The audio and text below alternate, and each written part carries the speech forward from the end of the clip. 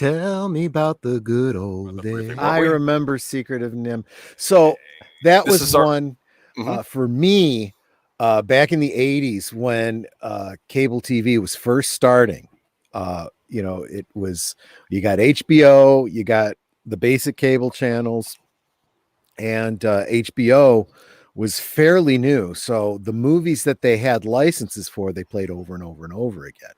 And during the day, you got a lot of kids programs played over and over. And then you'd get like some off movies that, if you didn't watch HBO, you probably never saw, like Clint Eastwood's, what was that film where he steals the plane?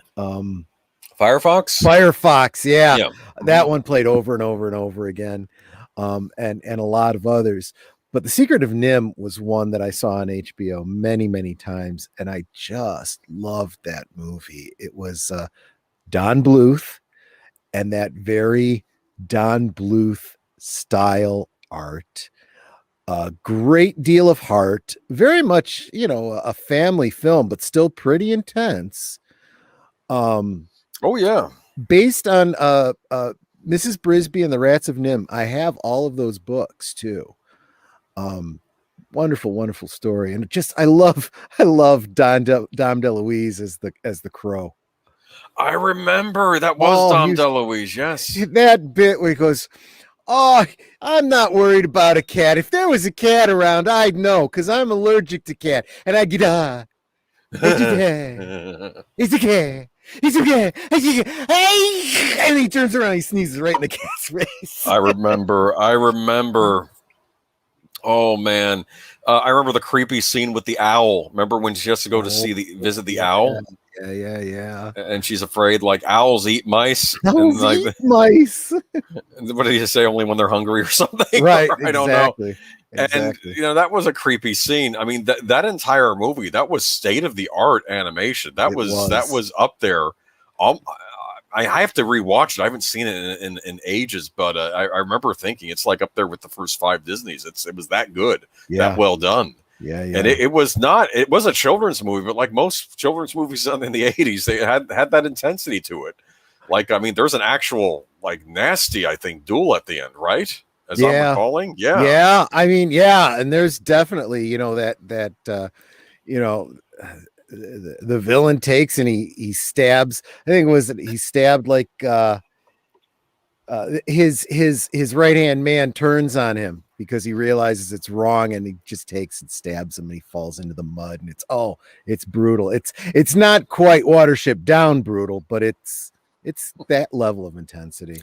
Yeah. I really do need to pick that up. It has always been on my to get list on DVD. I've always been hesitant because, like, I never thought like it got the treatment on DVD it deserved. So I was waiting for that super special edition to come out. But maybe I should just break down. Maybe there's a Blu-ray of it somewhere now, finally, and I'll just pick that up. Send up to you guys on Wednesdays with your soundtracks. That Jerry Goldsmith, Paul Williams Flying Dreams song. Oh, I just get goosebumps from that song. Paul Williams. Wait a minute. Was Paul Williams in the Phantom of the Paradise?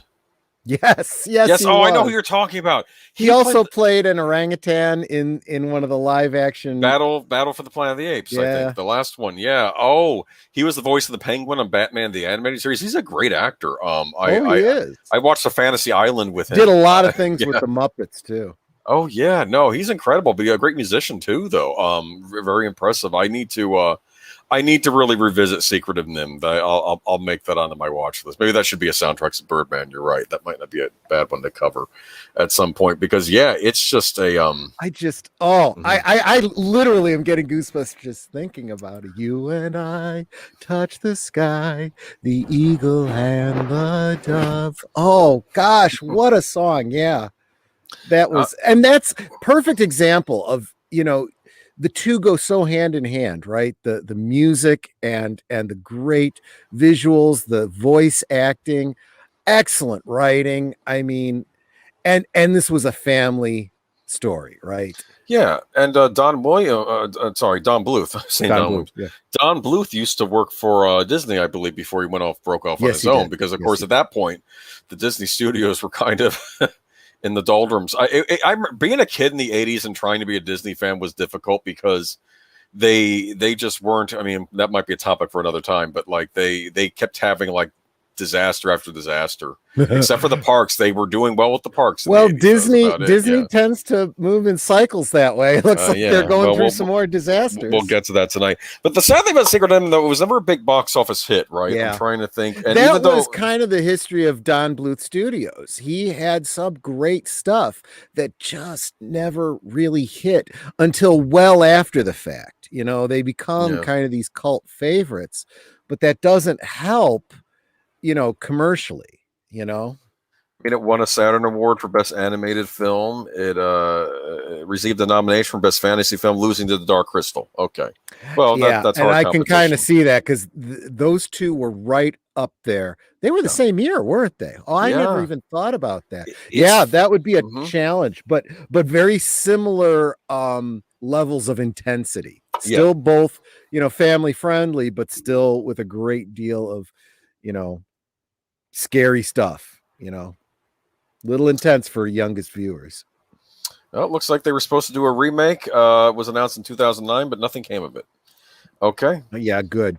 Because we don't need any remakes of anything. I don't know. I mean, yeah, I mean, I could argue it would be an adaptation of the book, but the first movie is so perfect. I don't know why you'd want to try at this point. But Exactly. yeah, but And you yeah, see, this is the strange paradox, right? It's popular enough and classic enough that they want to remake it, but in remaking a popular classic, you necessarily cheapen it and ruin it. yeah. A Horizon Talker says Don Bluth made a ton of great films and Titan AE. I remember Titan E. I saw that when it came out in the theaters because I was wanting, back then. I mean, I loved the Japanese animation, but I also wanted us over here in the States to be doing sort of It, more action oriented series animation to that. But nobody in a took lot it. of Yeah, ways, I feel like Titan AE and maybe a lot of his stories were just a little ahead of their time. I feel like if that was coming out like in the internet age and you had the word of mouth on the socialist media, you would maybe have a much greater success because you would have people like, you know, I don't know, like what's his name, yeah, yeah. Okay. Nerdrotic would be, you know, and everybody, you know, in the extended community there would be like, oh, this was a great movie, you got to see it. Look people, you're all saying, you know, you want them to stop remaking stuff and start doing something original. Well, here it is, go support it.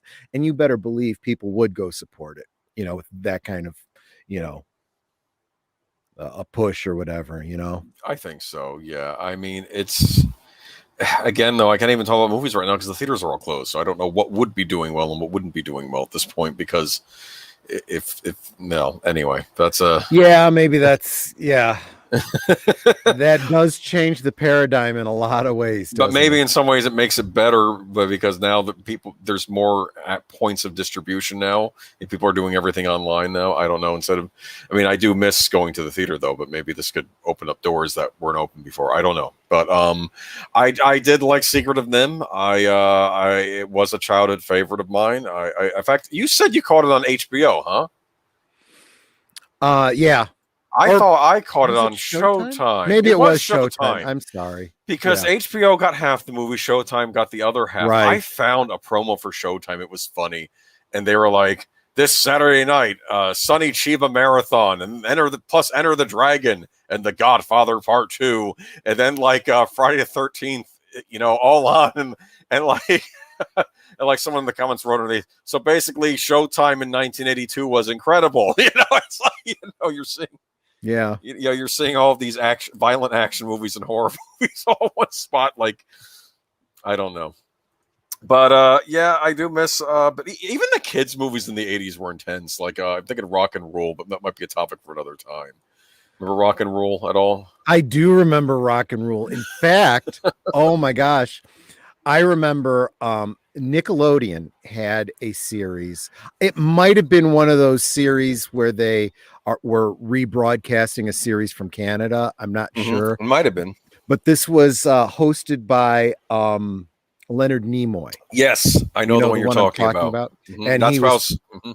and he that was my first exposure to rock and roll. Mine too. That's right. I'd never heard of this movie before, and Leonard Nimoy's talking about it. In fact, I think that was the first time I saw animatics.